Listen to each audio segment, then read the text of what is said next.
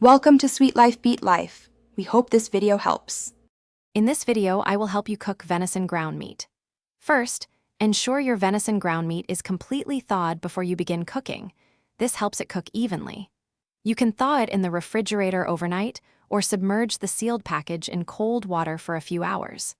Next, quickly inspect the meat for any visible silver skin or tough connective tissue. Removing these small pieces will greatly improve the final texture. Have your salt and freshly ground black pepper ready to go. Now, let's get that meat beautifully browned. Choose a large, heavy-bottomed skillet or a sturdy Dutch oven for the best results. This helps distribute heat evenly. Add about 1 or 2 tablespoons of a neutral oil, such as olive oil or avocado oil, to your pan. Heat it over medium-high heat until the oil gently shimmers. Then, add your ground venison, breaking it apart with a spoon as it cooks to ensure every piece gets a nice, golden brown crust. Once your venison is nicely browned, it is important to drain any excess fat from the pan. This step prevents your dish from becoming greasy. Now, let us really build some flavor.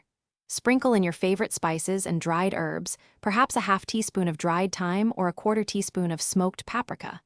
Then, add finely diced aromatics, such as 1 small onion and 2 cloves of minced garlic. Sauté these with the meat until they become fragrant and translucent, which typically takes 3 to 5 minutes.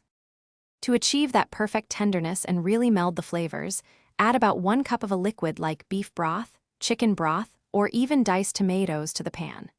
Bring this mixture to a gentle simmer, then reduce your heat to low. Cover the pan and let it simmer for at least 20 minutes, allowing all those wonderful flavors to deepen and the meat to become incredibly tender. Stir it occasionally, and if it looks a little dry, just add a splash more liquid.